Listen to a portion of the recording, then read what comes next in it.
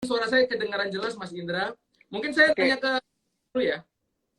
Mas Ari, sebentar. Jadi problemnya bukan di mikrofon, problemnya di sinyalnya Mas Ari yang lemah, unstable, sehingga suaranya putus nyambung. Ya.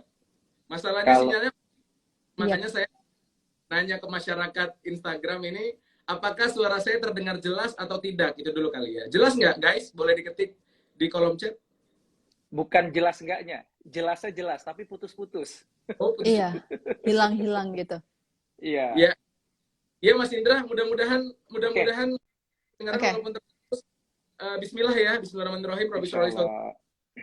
Pertanyaan pertama ke Mas Indra adalah, Mas Indra, ada banyak pitching yang Mas Indra saksikan, baik di korporasi, startup, di berbagai macam institusi dalam negeri dan luar negeri. Ya. Saya pengen tahu nih Mas Indra, apa kunci faktor dari startup, inovator, founders, entrepreneurs, intrapreneurs yang pada saat pitching akhirnya berhasil, deal, berjalan dengan baik, rise above the crowds. Kasih kunci-kunci faktornya boleh nggak Mas? Kenapa mereka berhasil dan kenapa banyak yang gagal? Silakan Mas Indra. Itu kurang lebih jawabannya sekitar 1 hari workshop kali ya. Dan sebenarnya ini pertanyaan jebakan karena Mas Ari udah tahu jawabannya, Mbak Ana juga udah tahu jawabannya. Saya lagi dites nih Mas Ari. Enggak dong. Ini pasti menarik nih.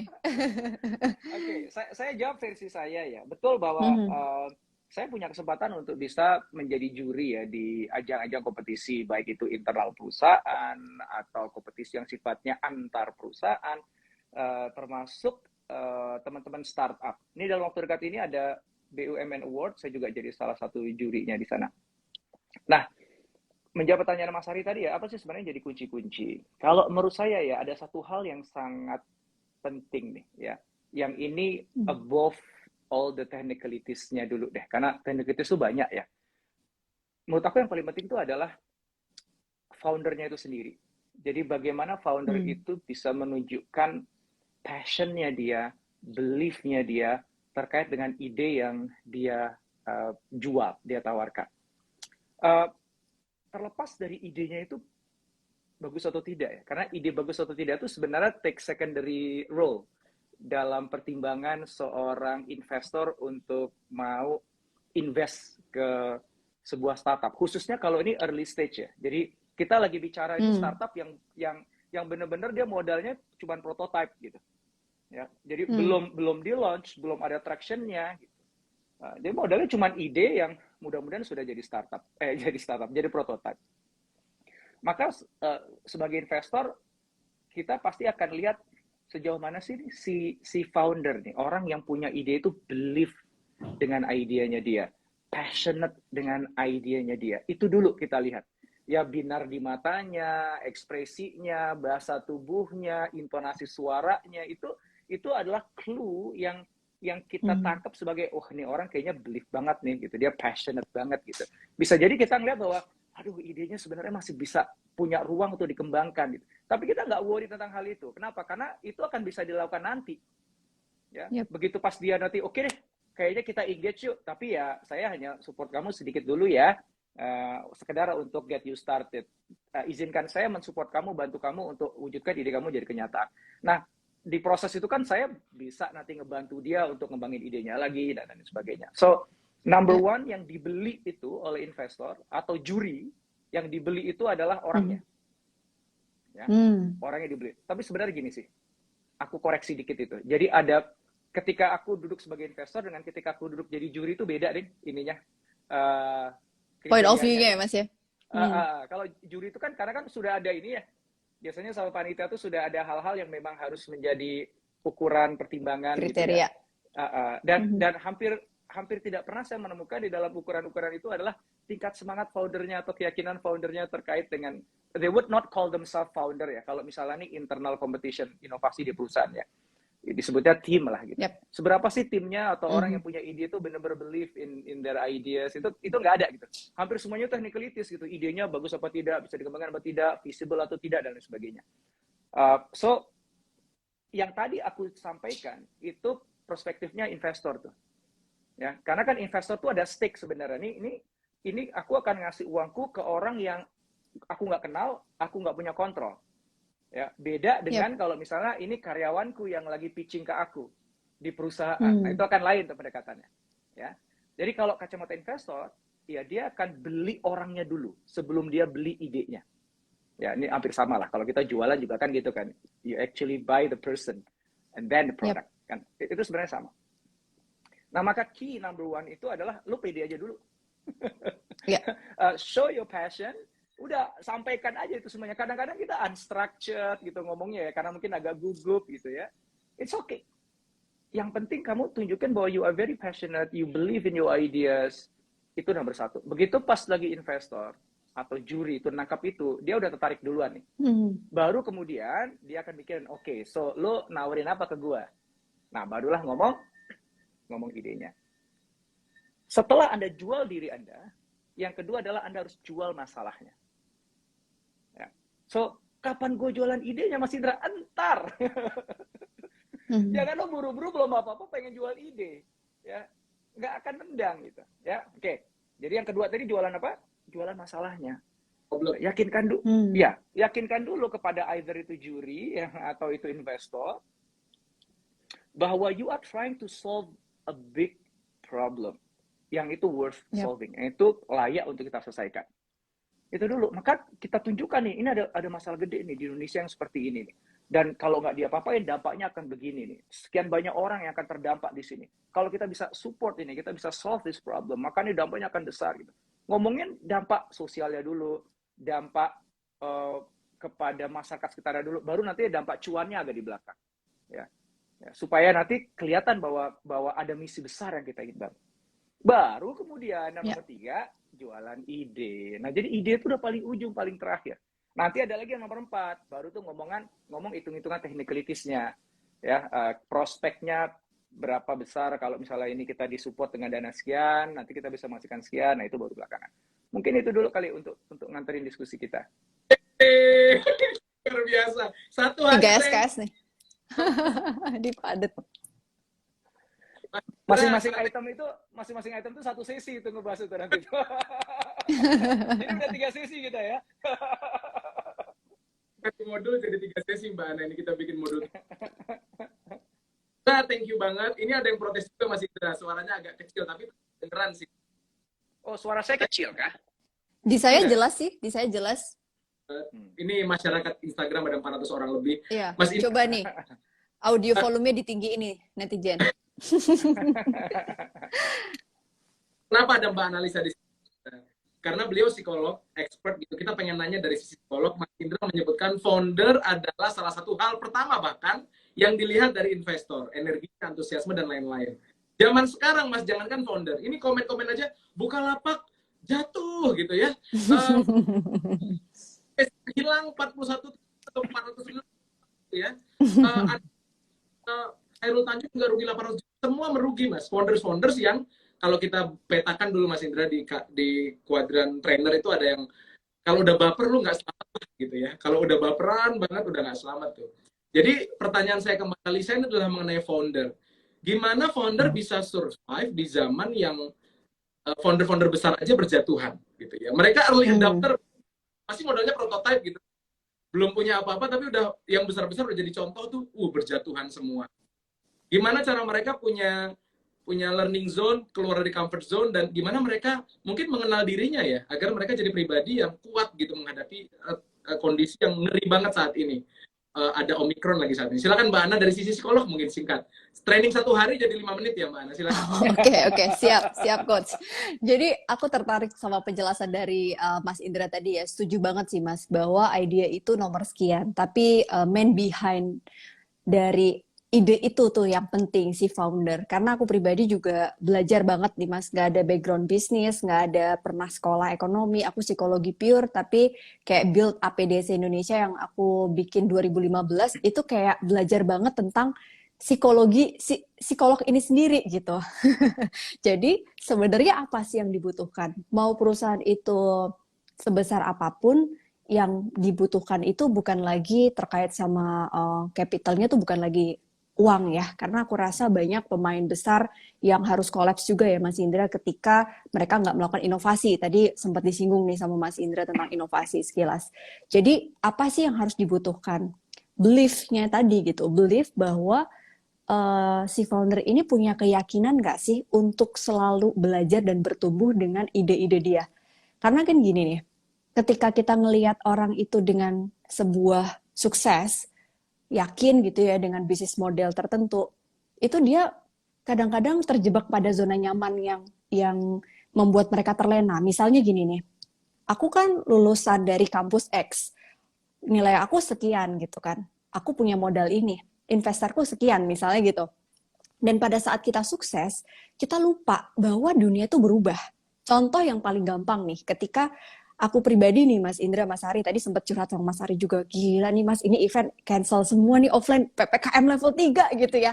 Jujur aja, aku sebagai founder nih ya Mas Indra, Mas Hari yang belajar psikologi nih teman-teman, itu psikologisnya kena banget loh. Kita flashback nih awal pandemi. Kalau nggak punya belief yang kuat, why you do what you do, Ana?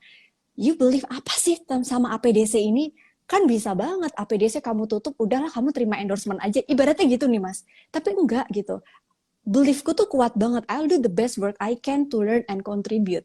Jadi kalau aku berhenti belajar dan berkontribusi, aku mati nih gitu. Jadi pada saat aku punya keyakinan yang kuat, 2 tahun yang lalu ketika pandemi itu berubah gitu ya Mas. Mas Ari ingat nggak waktu awal-awal aku telepon dirimu, wah Mas, gimana nih event di cancel semua, persis nggak sama curhatan kita sekarang.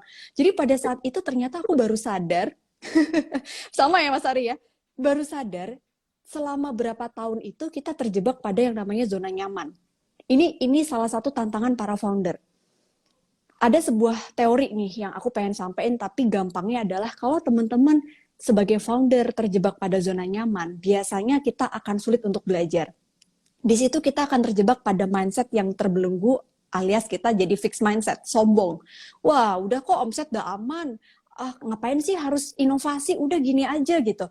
Nah, ternyata pada saat kita terjebak pada zona nyaman, disitulah psikologis kita lagi dapat tantangan. Biasanya kita jadi minim stres, minim cemas, nggak perlu inovasi, omset naik terus. Nah, ternyata pada saat terjadi sebuah perubahan, ketika yang tadi pandemi awal-awal itu, aku masuk di fase ketakutan gitu. Nah, Oliver di tahun 2020, Oliver Page itu bikin penelitian nih Mas Indra. Dia menuliskan bahwa zona nyaman itu harus bisa melalui proses zona ketakutan.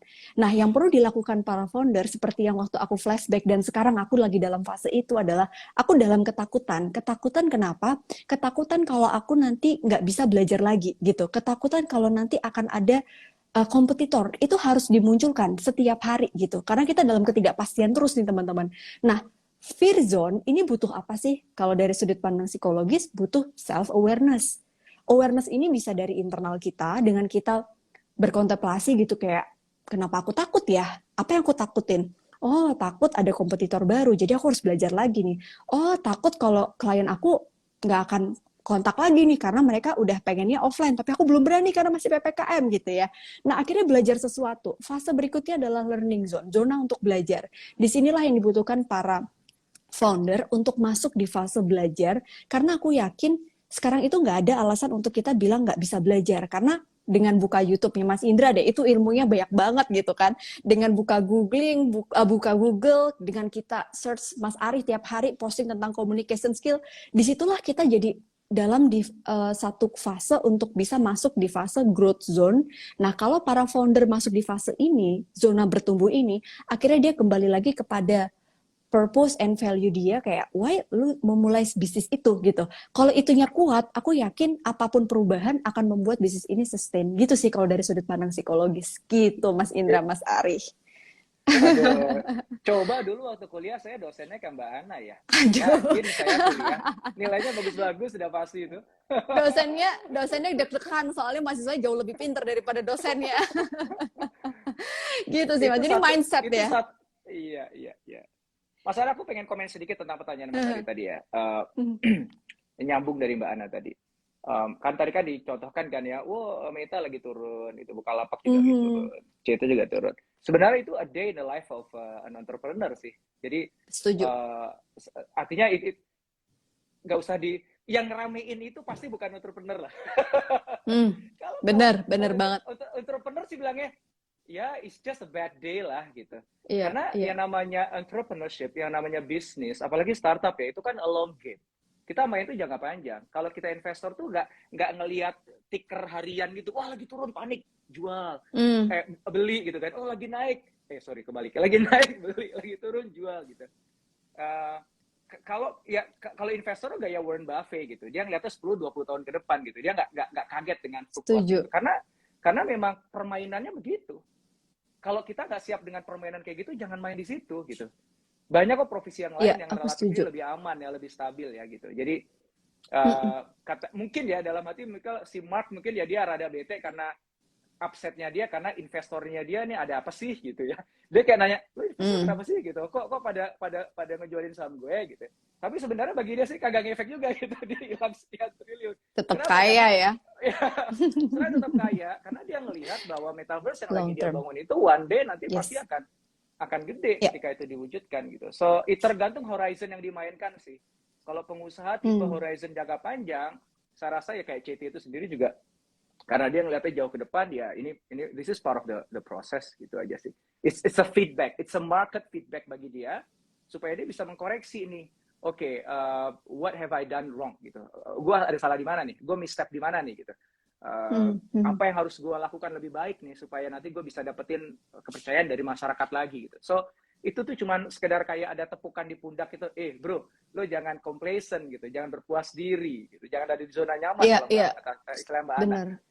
Supaya akhirnya menghadirkan sedikit rasa takut di dalam diri kan. Videoku terakhir itu kan ngomongin saatnya paranoia gitu ya. Jadi memang kita harus aku lihat tuh. kita harus pinter tuh menghadirkan itu tapi pada kadar yang tidak membuat kita Pas, jadi ya. tidak berdaya ya. Nah, gitu. Itu sekedar nambahin aja. Supaya teman-teman yang pengen jadi pengusaha ini nih, yang ada di sini para calon foundernya, nggak usah takut sama begitu. Ya, nggak ada namanya bisnis itu dari awal dibuat sampai kemudian jadi gede itu lempeng aja, naik aja. Kagak ada dalam sejarah. Udah pasti begini udah gitu. Aku Jadi setuju banget, Mas. Kalau jatuh tuh jangan terus kayak seolah-olah tuh akhir dunia. Kalau lagi naik, jangan sok-sokan kayak sultan. Gitu. Nah, jadi harus iya. Kebanyakan kan gitu kan, ketika jatuh wah akhir dunia, begitu pas lagi udah naik wah foya-foya gitu, belagak kayak sultan, postingannya langsung di hotel mewah, pergi ke luar negeri dan sebagainya. Punya jet pribadi gitu ya. Nggak apa-apa sih, pengen aja aku numpang. Ya, menarik. Kayaknya ini baru satu pertanyaan, Mas Indra. Ini sebenarnya udah setengah jam ya. Emang kita butuh 1 semester untuk bahas ini, kan aku bilang.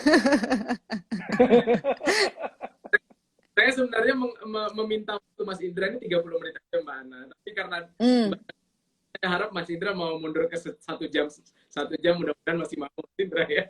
Karena saya pikir kita sampai jam 12 malam. Udah iya siap loh, nih, tuh minuman ini sudah ada. Udah siap. aku sambil saya betah. sambil colek-colek, ini ada brand mau masuk nggak, kita bikin event nih, jalan langsung jualan nih analisa. Nggak, bercanda Mas, bercanda. Tapi aku tertarik nih tadi ya sama apa yang disampaikan Mas Indra nih, Mas Hari. Aku nyambung, berarti artinya sebagai seorang founder ataupun inovator gitu ya, ketika running bisnis apapun, teman-teman harus believe dulu gitu, harus yakin dulu sama mimpi yang mau kita bangun. Dan mimpi itu tuh bukan hanya mimpi besok, minggu depan, atau sebulan ke depan gitu ya Mas, tapi long term. Nah, dalam prosesnya menghidupkan awareness untuk kapan saatnya kita takut, kapan saatnya kita percaya diri, kapan saatnya kita belajar, itu kayak harus diasah gitu ya, sense of untuk belajar dan untuk mengalami takut dalam kadar yang pas gitu ya Mas Indra, kalau aku bisa simpulkannya. Iya. Saya izin ke Mas Indra lagi nih Mbak Ana, bahwa Mas Indra ini boleh. Kami di komunitas tempat Runners Guild itu punya semacam akses yang Mas Indra sering ceritakan hal-hal yang mungkin nggak diceritakan di YouTube atau di podcast, jadi mana gitu. Mas Indra itu sampai membongkar studionya gitu ya di kami semua. Itu kan prompternya, mouse-nya, mixernya, dan ini kerja sendiri. Yang ada fase di mana Mas Indra itu berada pada fase ini bener nggak ada yang nonton video YouTube-ku ya gitu ya.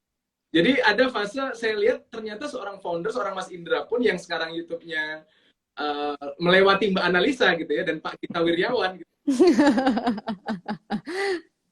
Pada fase tahun 2021 sempat pada fase yang oh, ini masa nggak ada yang nonton gitu ya, dan grafiknya itu ditunjukkan ke kita itu. Bahkan ada mentor saya juga Kang Hari bahkan membuat video khusus bagaimana Mas Indra struggling dan terus menerus menciptakan karya-karya terbaik. Nah, ternyata faktor kuncinya Mas Indra itu adalah why-nya, ternyata yang baru dibongkar. Saya baru dengar tuh Mas Indra, selama kenal Mas Indra dari 2013 ya, saya bongkar mengenai orang tuanya, kemudian kemudian semuanya lah saya tanya, hubungan keluarga, pernah dugem atau enggak, saya tanya semua lah Mas Indra ya. Itu adalah membuat sekolah bisnis 1 juta yang berkualitas kelas dunia, atau saya nggak tahu, yang jelas saya baru dengar why itu gitu. Itu jadi kayak energinya kok beda Mas, naik lagi energinya gitu. Nah, pertanyaan saya Mas Indra, sebenarnya purpose atau why-nya Mas Indra yang 1 juta sekolah tahun berapa? Udah ada atau belum gitu ya? Atau Indra lihat subscriber masyarakat Indonesia melihat Mas Indra jadi sorot mata, ini jadi mungkin banget nih. Bahkan kemarin Mas Indra juga ketemu dengan jajaran top leader Indonesia juga. Saya yakin salah satu video Mas Indra mengenai apakah Indonesia menyerah atau bangkit, itu menyentuh semua orang yang punya kekuatan di Indonesia untuk bersatu padu, memungkinkan itu bisa terjadi. Kita unleash dan punya belief. Nah, pertanyaan saya ke Mas Indra, 1 juta itu apakah mungkin naik jadi 10 juta gitu Mas someday gitu ya? Ya makin besar. Atau dan sepenting apa purpose itu membuat Mas Indra tetap maju walaupun YouTube-nya nggak ada yang nonton setahun itu? Silakan Mas Indra. Saya jawab versi saya secara pribadi ya. Nanti aku mau dengar pandangannya Mbak Ana ya dari aspek psikologinya. Ada satu hal menurut saya ini ya, yang orang itu menurut aku agak nggak pas menempatkan gitu. Seolah-olah yang namanya purpose itu something yang fix gitu, something that you have to be that has to be found early in bahasa Indonesia saja. Yang harus ditemukan pada awal dari kehidupan kita. Habis itu begitu udah ketemu, udahlah. Yaitu purpose lo, ya itulah yang lakukan. Habis itu lo tinggal jalanin hidup lo seperti itu. Kalau saya ngelihatnya enggak, life is a set of discoveries. Jadi hidup itu adalah sekumpulan penemuan-penemuan. Yang kita temukan bukan cuma sekedar teman baru, sahabat baru, dunia baru, pekerjaan baru, challenge baru. Tapi justru yang paling penting itu adalah diri yang baru. Including di dalamnya purpose kita yang baru. Jadi kalau tadi ditanya, kapan tuh mulai ada ide membuat sekolah gratis dengan 1 juta mahasiswa yang itu kelas-kelas dunia, 10 tahun lalu saya belum punya ide itu.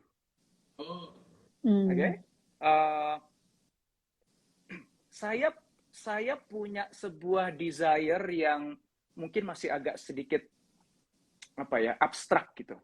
Karena sejak kecil nih saya nih Mbak Ana nih, sejak kecil tuh saya kalau ditanya sama orang tua saya mau jadi apa, saya bilang saya mau jadi guru. Sejak kecil. Ya. Pernah jadi dosen sebentar, tapi kemudian karena banyak aktivitas saya akhirnya mengundurkan diri, akhirnya saya jadi trainer, ya, guru versi yang lain lah gitu. Dan sekarang mudah-mudahan saya jadi guru untuk lebih banyak mahasiswa gratisan di YouTube. Jadi saya jadi guru di YouTube, gitu. Nantinya pengen jadi guru di Metaverse gitu. Yang itu juga gratisan bagi semua orang. Jadi sebenarnya sih bibitnya sih sudah ada, tapi aku nggak bisa memformulasikan itu. Bisa jadi karena aku sendiri juga belum clear gitu ya.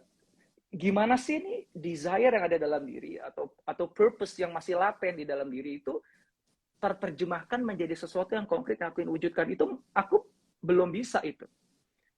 Yang sebenarnya aku jadi ketika dari lulus kuliah, kemudian akhirnya aku bangun bisnis consulting training, itu sebenarnya aku ngeliat itu caraku pada masa-masa itu untuk mewujudkan purpose yang aku belum benar-benar kenali dengan baik, tapi aku bisa rasakan. Somehow it drives me, itu menggerakkan aku. Ya, aku tahu itu apa, tapi aku nggak tahu bagaimana itu harus diwujudkan gitu ya. Akhirnya hidupku tuh akhirnya a set of activities untuk aku searching sebenarnya. Gitu. Dra, sebenarnya apa sih end game lu tuh apa gitu. End game lu apa? Nah sekarang ini ketika akhirnya aku belajar lebih banyak, ketemu lebih banyak orang, pikiranku lebih terbuka, akhirnya ke depan aku bisa ngeliat lebih banyak lagi, akhirnya mulai bertumbuh kan, berkembang kan, menjadi ide itu, gitu ya. Nah, aku khawatir aja sih gini, ketika ada teman-teman yang menyimak ini, kemudian merasa, aku tuh kayak nggak tahu apa sih purpose-ku, aku sebenarnya nggak tahu tuh sebenarnya apa sih life goal-ku, wah gimana nih, aku problem ya, aku bermasalah ya gitu, ya udah deh aku ini aja. Nah, aku ingin ngomong sama teman-teman nih yang punya ngerasain itu, don't worry guys, gue juga begitu gitu. Mungkin ya, the difference between aku mungkin dengan kebanyakan orang adalah gue percaya bahwa Allah ngasih sesuatu dalam diriku yang itu unik, yang itu disertai dengan misi. Jadi kalau Allah tuh ngasih, Dra, kamu tak kasih modal bersama dengan misinya, itu selalu satu paket. Jadi nggak pernah dikasih misi nggak dikasih modal, tuh nggak pernah, nggak mungkin ya. Ini kasih misi, ada modalnya. Dan kita, maybe some people has to spend a lifetime, sebagian orang harus sepanjang hidupnya mencoba menemukan misinya apa dan juga potensinya apa. Terserah, bisa potensi dulu baru misinya gitu, atau pokoknya itu dua tuh satu paket terus ketemu gitu ya. Sekarang aku udah 45 tahun gitu, dan baru sekarang sebenarnya aku benar-benar ngerasain kayak ya Allah, aku udah mulai kebayang nih end game yang ingin aku bangun gitu. Aku ngomong umur 45 ya, 5 tahun dari sekarang buat IG live lagi, ajukan pertanyaan yang sama, Mas, apa end game-nya? Bisa jadi jawaban gue beda. Jawaban gue beda loh. Kenapa? Kalau jawaban gue sama, berarti gue nggak berkembang dong. Ya kan? Oh, ternyata kalau sekarang ketemu dengan Pak Menteri gitu ya, nanti besok ketemu dengan Pak Presiden, besoknya ketemu sama Bill Gates gitu, besoknya lagi ketemu sama Mark Zuckerberg, besoknya ketemu sama Elon Musk, misalnya kayak gitu ya. Akhirnya mimpi gue kan, ya kenapa gue buat kampus di Mars aja sekalian. Ikut dong, Mas. Sama Elon gitu ya, misalnya. Kenapa gue partnering sama Elon? Kan itu kan mungkin kan. Jadi if you ask me now, jadi pertanyaan itu pertanyaan yang at the moment gitu. Karena kamu nanyanya sekarang, jawabanku begini. Cek lagi, tanya lagi 5 tahun ke depan. Aku mungkin punya jawaban berbeda. Tapi walaupun jawabanku berbeda, walaupun wujudnya bisa jadi bertumbuh berkembang, tapi misinya nggak berubah. It is the same mission. Dan aku akan memanfaatkan modal yang sama yang Allah udah kasih dalam diriku. Hanya wujudnya berbeda gitu. So, teman-teman sebenarnya nggak usah khawatir kalau misalnya teman-teman kayak masih galau ya, aku life purpose-nya apa sih gitu, life goal gue apa sih gitu. Keep searching, terus nyari. Aku jamin nggak akan langsung cepat ketemu. It takes time ya. Karena gini, kalaupun kamu merasa ketemu, aku udah dapat nih, nanti akan ada ujian-ujian yang akan berfungsi sebagai proses ngecek ya. Bener nggak itu life purpose kamu? Bener nggak tuh modal kekuatan kamu? Bener nggak tuh life goal kamu? Akhirnya itu ada adjustment until one day kita ngerasa bahwa kayaknya ini deh. Itu pun masih kayaknya ini deh. Jadi kalau Ari, kamu nanya lagi ke saya, jawabanku sebenarnya masih kayaknya ini deh misi gue. Kayaknya ini deh kekuatanku. Karena aku yakin pasti Allah ngasih aku kekuatan yang lebih banyak. Aku husnuzon, aku tipe orang yang positive thinking, ya. Pasti lebih banyak lagi. Tapi yang aku baru discover baru yang ini nih gitu. Aku yakin Allah ngasih lebih banyak lagi. Jadi aku penasaran nih, apa lagi ya yang Allah udah kasih dalam diri gue ya. Kenapa nggak gue coba ini? Kalau fail, gagal, ya berarti bukan itu. Cari lagi yang lain gitu. Ya siapa tahu 5 tahun dari sekarang aku menemukan so many things about me yang aku nggak hari ini, aku nggak sadari. Dan dari situ akhirnya pikiranku berkembang dengan purpose yang sama secara secara esensial sama, tapi wujudnya bisa berkembang ngikutin zamannya. Dan teman-teman ketika udah mulai, teman-teman nggak harus sampai bener-bener kayak bisa definisikan dengan baik ya. Sekedar hanya kalau bisa ngerasain aja deh. Ya Allah, kayaknya ini deh. Kayaknya ini deh ya Allah. Alasanku kenapa aku ada di sini. Dan kayaknya aku yakin deh, Engkau pasti sudah berikan kemampuan dalam diriku untuk wujudkan itu. Karena itu satu paket. Realizing itu, nyadarin itu aja tuh. Ya Allah, Masya Allah, itu nikmat banget. Nikmat banget. Jadi kalau cuma sekedar sahamnya turun 10%, tiba-tiba kita ditipu sama partner bisnis kita, tiba-tiba ada pandemi sehingga jualannya rada susah, di-cancel event-eventnya. Yes. Ya it is this life gitu loh. Itu ya it's part of the journey gitu. Itu nggak akan membuat kita kemudian berhenti mutung dan akhirnya cuma rebahan doang, enggak gitu. Malah justru kepicu. Oh, dengan keadaan gini gue bisa apa ya? Nah, kepicunya saya kan begitu pandemi datang, project berhenti buat YouTube deh gitu. Mantap. Akhirnya jadi seperti sekarang. Sorry kepanjangan jawabannya. Tapi inspiring banget. Ini kalau saya satu pertanyaan tuh jawabnya bisa satu sesi. Jadi Nggak apa-apa, Mas. ya harusnya sampai jam 12 ya Bang nih sesinya. Aku mau dengar dari Mbak Ana sekarang yang mau belajar. Monggo, Mbak. Iya. Ini aku langsung jawab ya, Mas Ari ya. Aku izin ya. Silakan Mbak Ana. Oke, menarik banget nih. Sebenarnya tadi aku tuh pas Mas Indra jelasin, aku tuh kayak langsung iya ya gitu. Bener nggak sih teman-teman kalau lagi di ruang kelas tuh kita kayak angguk-angguk terus gitu. Dan aku jadi ingat sama satu penjelasan dari sebuah buku yang aku kayak look up to banget sih, Mas. Angela Duckworth. Mungkin kalau pernah dengar, dia seorang psikolog gitu ya. Dia tulis buku judulnya Grit gitu. Itu aku jadi ingat sama teori dia tentang ultimate goals. Jadi memang kalau aku lihat Mas Indra nih tadi tuh sebenarnya udah kayak state gitu. Oh, ini ultimate goals-nya. Kalau nggak salah nih ya, Mas Indra nih tadi bilang kayak selalu berusaha untuk mencari gitu kan. Mencari apa ya istilahnya self discovery-nya tuh nggak pernah berhenti dan selalu melihat resource apa yang udah Allah kasih sehingga bisa bermanfaat buat banyak orang. Itu kan kayak yang nggak berubah itu ya, Mas.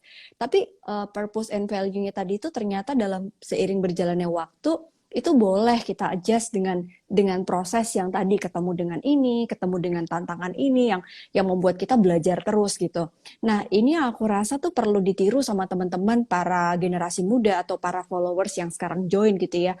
Berapapun usia kita ternyata kita tuh tadi nih melihat ultimate goals kita dalam hidup tuh kenapa sih kita diciptain sama pencipta kita gitu. Itu kayaknya aku rasa pertanyaan dasar yang jawabannya akan terus sama. Nah, itu dipengaruhi oleh apa sih? Kalau di psikologi kita ditarik lagi gitu kan. Satu pasti pola asuh keluarga, nilai-nilai yang dipegang di dalam. Iya nggak sih, Mas? Kayak aku penasaran nih Mas Ari gitu. Mas Indra ini dibesarkan dengan value seperti apa sehingga dia bisa dari kecil pengen jadi guru gitu kan. Dari kecil pengen menggunakan resource yang dia punya. Ini pasti ada story-nya nih, kalau kita pengen dengar pasti panjang. Tapi aku yakin banget itu kekuatan besar yang membuat ultimate goals itu nggak berubah gitu. Nah, jadi aku rasa kalau teman-teman melihat kayak Mbak, kepribadian kita bisa berubah nggak? Kepribadian kita tuh bisa kita adjust gitu. Tapi itu adalah sebuah proses yang di-develop sepanjang hidup kita ada di dunia ini gitu. Nah, sehingga kalau teman-teman ngerasa kayak aku udah dibesarkan dengan value ini, Mbak, dengan goals yang aku nggak tahu apa gitu kan.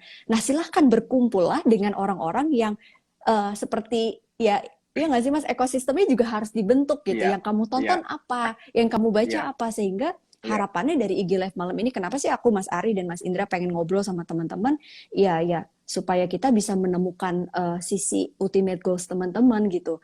Dan itu yang kita sebut orang-orang yang kalaupun misalnya nih tadi event di cancel, terus project lagi ke pending gitu kan, ternyata bikin YouTube. Nah, orang-orang kayak gini yang kita sebut sebagai orang yang resilient dan punya growth mindset sih kalau aku bilang. Karena dia akan selalu bilang, saya tuh nggak gagal, saya tuh nggak laku gitu. Saya memang lagi off, so what should I do gitu. Saya kalaupun misalnya gagal nih, misalnya bisnis gitu ya, aku yakin lah pasti kita punya cerita gagal. Oke, aku gagal, apa yang harus aku lakukan ya? Bukan yang kayak aku gagal, udah gitu. Nah, itu yang aku rasa membedakan orang yang punya ultimate goals yang kuat dan enggak, dan para founder yang sukses bisnisnya, aku yakin yang punya seperti itu. Gitu sih, Mas, kalau dari sudut pandangku. Correct me if I'm wrong.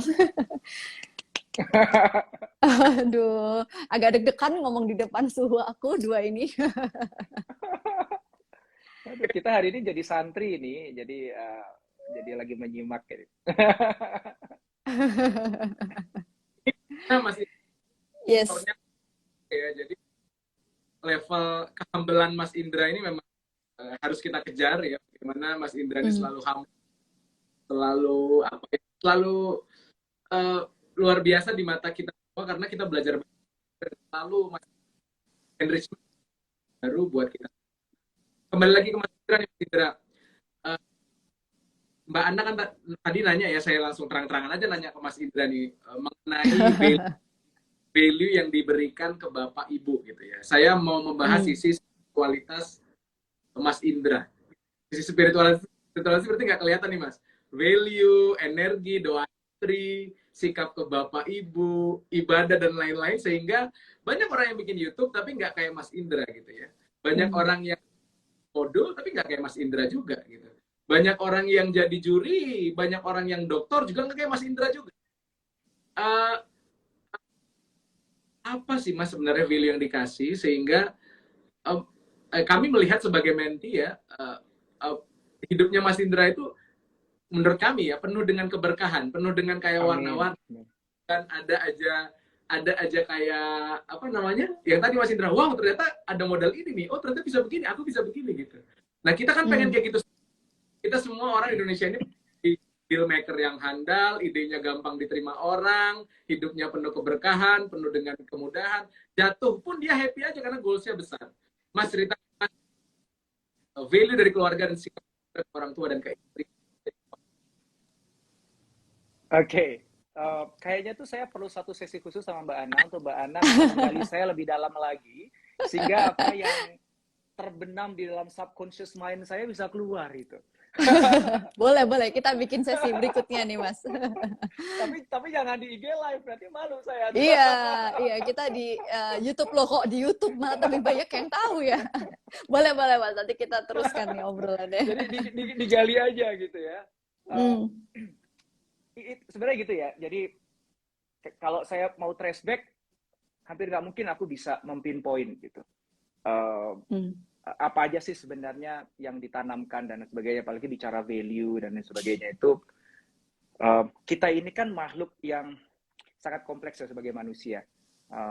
Yang itu kita itu adalah, nah ini kita menarik ya. Jadi kita itu bisa dibilang produk masa lalu kita dan produk lingkungan kita. Tapi di saat yang sama, kita punya sebuah kekuatan untuk menetapkan sendiri aku pengen seperti apa, yang itu bisa jadi berlawanan dengan masa lalu, dengan lingkungannya. So, itu yang selalu ngebuat aku tuh suka banget ya sosokan belajar psikologi lah ya. Karena manusia itu nggak ada bisa sih kalau mau dikupas-kupas. So, kalau aku pengen tanpa mengatakan bahwa yang lain itu tidak lebih penting, ya ada satu hal yang aku ingat sampai sekarang, gitu. Yang menurut aku yakini itu imprinted di dalam diri saya, jadi kayak ke-install dalam diri saya. Satu kata kunci, keteladanan. Ibu saya itu, jadi waktu menikah dengan ayah saya kan belum selesai kuliah, jadi masih sangat muda waktu pas menikah dulu. Kemudian saya lahir. Nah, ibu saya tuh nerusin kuliah S1. Ya. Selesai kuliah S1, nggak lama kemudian saya masih kecil waktu itu, saya ingat banget saya masih suka dibawa tuh ke kampus. Jadi dia sambil kuliah, saya masih dibawa gitu. Nah, dulu sudah. Kemudian berapa tahun kemudian ambil lagi S2. Notariat waktu itu. Ibu saya. Dan saya tuh ingat sekali ibu saya menidurkan saya di malam-malam itu, nemenin saya, dinambobin saya sambil dia menghafal KUHP. Buku KUHP setebal itu dia hafal malam-malam sampai jam 2 malam. Besoknya dia ujian. Gitu. So, aku rasa itu imprinted ya di dalam diri saya. Sehingga ya tanpa saya harus berpikir gitu. Itu ya kayak digerakkan oleh subconscious mind saya aja, bahwa ya nggak tahu, aku jadi suka baca gitu. Aku jadi punya curiosity yang tinggi gitu. Aku jadi orang yang super penasaran terhadap segala sesuatu gitu. Itu yang orang tua saya lakukan, dan dia tidak sadari bahwa dia sedang mengimprint sesuatu dalam diri saya. Yang kedua, masih dari orang tua saya adalah, sejak saya kecil itu orang tua saya, dia tidak pernah memaksakan kehendaknya dia kepada saya. Dia akan ngasih opsi kepada saya dan memberikan argumentasinya. Ya. Tapi dia tidak pernah mengatakan kamu harus begini. Dia bilang, kalau mama pengennya kamu gini, papa pengennya kamu begini, alasannya gini. Menurut kamu kayak gimana? Gitu. Ya. Orang tua saya tuh pengen saya ngikutin dia di politik. Orang tua saya dulu itu di politik ya. Saya nggak mau. Saya dulu pengen sekolah film. Orang tua saya nggak boleh. Ya. Tapi ya begitulah. Orang tua tuh mau dilawan gimana pun juga, nggak bisa gitu. Akhirnya saya nggak kesampean di Iya. sekolah film gitu ya. Akhirnya saya jadi sekolah manajemen, dan itu ternyata baik bagi saya ya, karena filmnya Hmm. tuh saya bisa otodidak belajar sendiri ya. Sementara manajemen saya punya ijazahnya gitu. Akhirnya jadi saya gitu, YouTuber yang ngedit semuanya sendirian. So Wow. so jawab pertanyaannya Ari tadi ya, uh, pengaruh dari lingkungan tuh itu penting banget ya. Kalau bagi saya pribadi, uh, orang tua saya yang mengimprint so many things, keteladanan. Maka saya selalu ngomong kepada teman-teman ya, kalau pada saat event ketika ngomongin tentang legacy gitu, maksudnya pengen hadirkan apa sih, legacy apa sih yang pengen ditinggalkan. Saya cuma satu, legacy atau warisan yang saya, legacy itu di Indonesia kan artinya warisannya. Warisan yang terbesar yang saya ingin tinggalkan tuh anak-anak saya adalah warisan keteladanan. Kenapa? Karena harta itu hilang, bisa hilang. Ya, nama baik juga kan nama baik bapaknya, bukan nama baik anaknya juga gitu ya. Mungkin itu akan menjadi modal lah bagi si anak, tapi pada akhirnya kan ya akan hilang juga gitu. Tapi keteladanan itu imprinted di dalam diri anak-anak kita. Ya, kita bisa hidup selamanya dalam tanda kutip di dalam subconscious mind-nya mereka gitu. Dan tidak ada warisan yang lebih indah, yang lebih abadi, yang lebih powerful dibandingkan keteladanan itu. Gitu. Dan jadi merinding ya. Tapi so inspiring, Mas, bener banget. However, aku itu jawabanku ya, itu very personal ya Mbak ya, itu very personal. Yes. However begini, yang menarik adalah gini Mas Ari ya. Jadi aku tadi bilang bahwa manusia itu kompleks banget ya. Manusia itu luar biasa banget. Emang itu ciptaan Allah yang sempurna ya. Karena ada orang-orang yang tidak seberuntung saya. Dia tidak memiliki orang tua seperti orang tua saya, yang mengimprint semua kebaikan-kebaikan itu dalam diri saya. Tapi mereka bisa jadi orang hebat. Mereka bisa punya percaya diri. Mereka punya daya juang. Mereka belajar itu sendiri gitu. Dan banyak di antara mereka yang lebih hebat dibandingkan saya di umur saya sekarang. Padahal mereka nggak punya imprint itu. Gitu. Nah jadi teman-teman semuanya, semoga teman-teman nggak kemudian mendengar cerita saya, oh pantas Mas Indra begitu, pantas aku begini. Aku kan nggak punya orang tua yang seperti Mas Indra gitu ya. Nanti mungkin Mbak Ana bisa nambahin tentang hal ini. Aku percaya dengan karena aku kenal langsung sih Mbak Ana, somebody very dear to me itu berada dalam kondisi aku ceritakan tadi, ya. And yet dia jadi sumber inspirasi saya, gitu. Ya. And yet saya belajar banyak dari dia, saya kagumi dia, gitu. Dan dia bisa melakukan hal-hal yang mungkin aku nggak bisa lakukan, gitu. Ya. Itu. Nah, monggo silakan pandangan psikologinya, Mbak. Wow, keren banget. Itu. Iya. Jelaskan dari sisi psikologi gitu ya mengenai yang imprint. Saya baru tahu, oh ternyata ibunya memang pekerja keras. Wajar Mas Indra bikin YouTube sampai begadang, orang pandemi pikir bisnis, Mas Indra bikin konten ya. Saat orang baru bikin konten, Mas Indra udah melejit. Ternyata ada peran dari orang tua. Ini saya baru dengar nih, belum pernah dengar cerita. Mas Indra bayi sudah diimprint kerja keras, menghafal, baca dari ibu gitu. Nah, Mbak Ana, alhamdulillahnya Mas Indra, Mbak ceritanya udah viral di YouTube ya, udah jutaan viewers ngelihat Mbak Analisa dan ayah ibunya membuat Mbak Analisa menjadi UGM viral banget waktu itu. Bedanya sama saya nggak terbaik, itu aja. Mungkin Mbak Ana menceritakan masalah imprint tadi Mbak, ya. Dari sisi Mbak, dan dari sisi story Mas Indra juga mungkin imprint bisa terjadi karena environment. Dia orang susah, tapi environment atau mimpinya yang petarung atau menjadi deal maker yang handal. Silakan Mbak Ana. Iya, aku pengen teman-teman jangan ada pola pikir yang tadi, no wonder Mas Indra sukses, soalnya dia begini. Nah itu tuh yang pengen kita bahas nih malam ini ya teman-teman, bahwa gimana kita melatih mindset. Karena aku yakin mindset itu bisa kita riset ya Mas, bisa kita latih. Seperti keterampilan yang lain, tergantung gimana kita mau pencet tombol yang mana. Kalau kita udah bilang no wonder deh, Mbak Ana tuh bisa viral gara-gara dia punya ini, gara-gara punya itu. Percayalah bahwa privilege ya, kalau Mas Indra sempat bahas di YouTube, aku suka banget tuh pembahasan yang itu semua orang tuh punya. Tinggal kita tuh mau menggunakan itu apa enggak. Bener nggak sih, Mas? Resource-nya tuh ada di sekitar kita. Nah, lagi-lagi kalau di psikologi itu awareness. Kunci dari semua kehidupan kita tuh awareness. Kesehatan mental aja WHO bilang intinya lu harus sadar sama apa yang lu pikir, lu rasain, lu lakuin.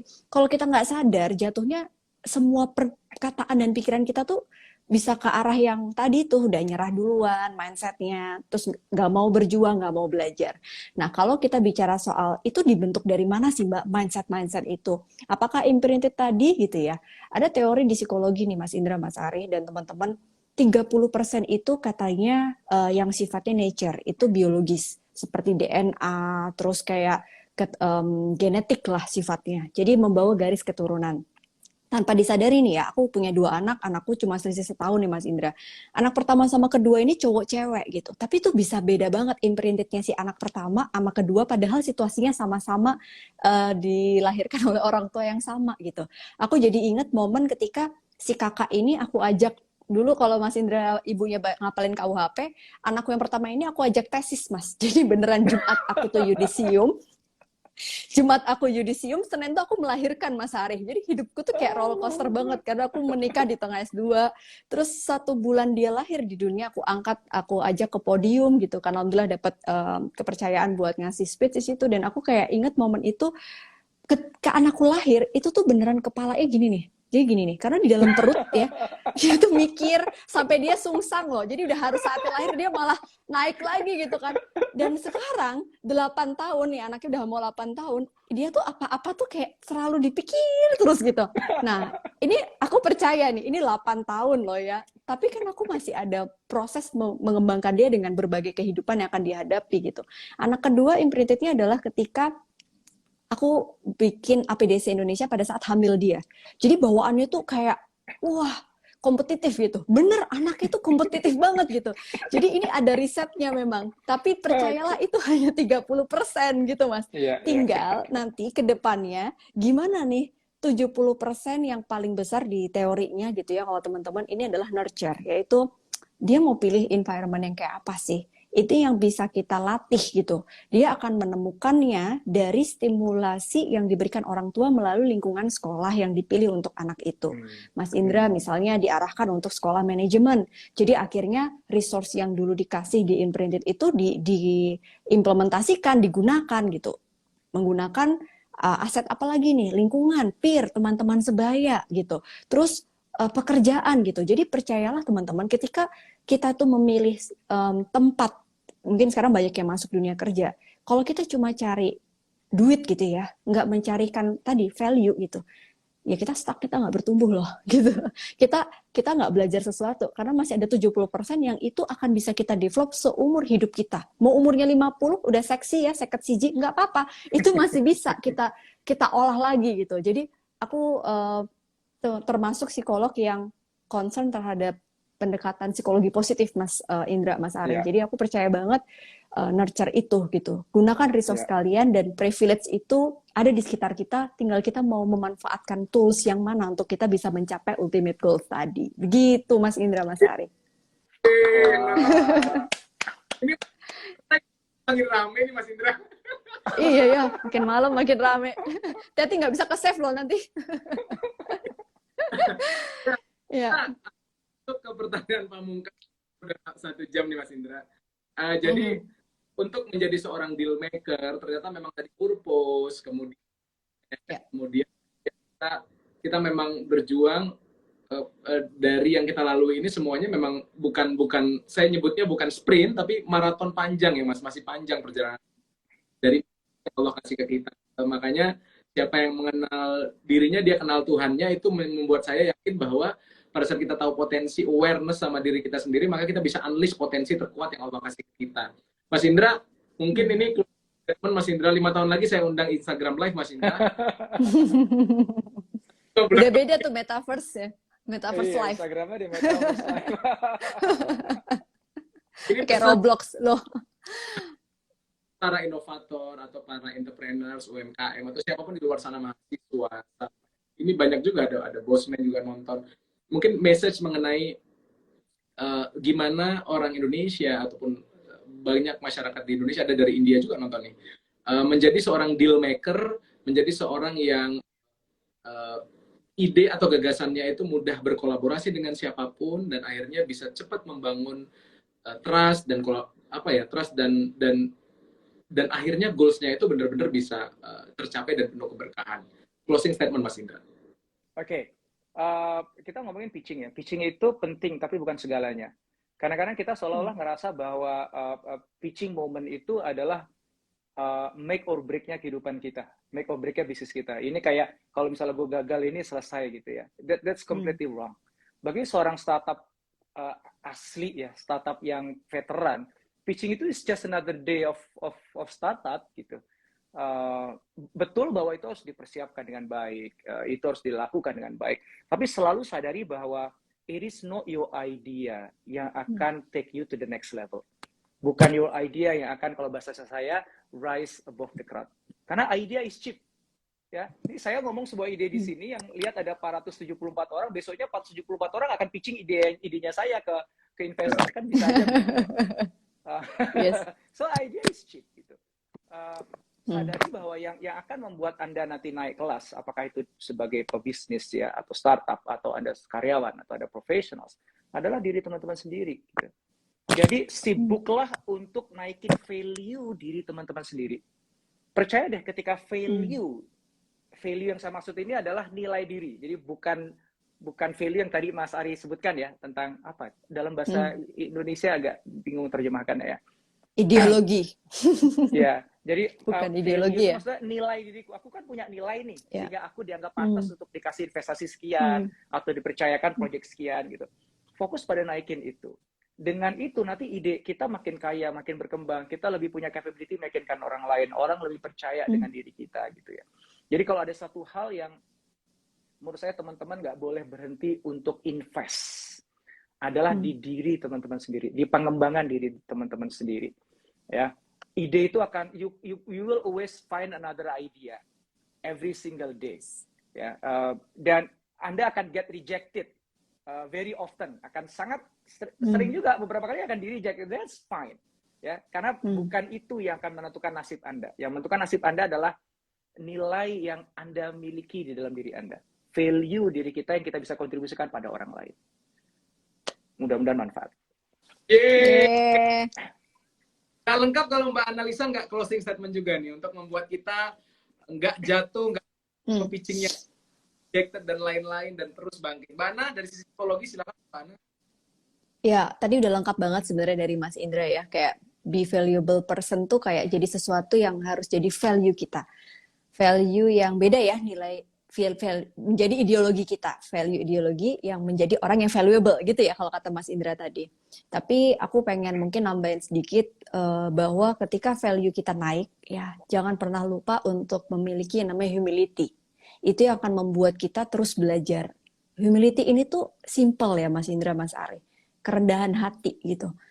Jangan sombong lah bahasa gampangnya. Itu kayak ngomongnya gampang gitu. Tapi itu ada di subconscious loh. Ketika kita lagi di puncak. Kesombongan itu tuh kayak secara automatically menjadi insting kita sebagai manusia. Gawat kan?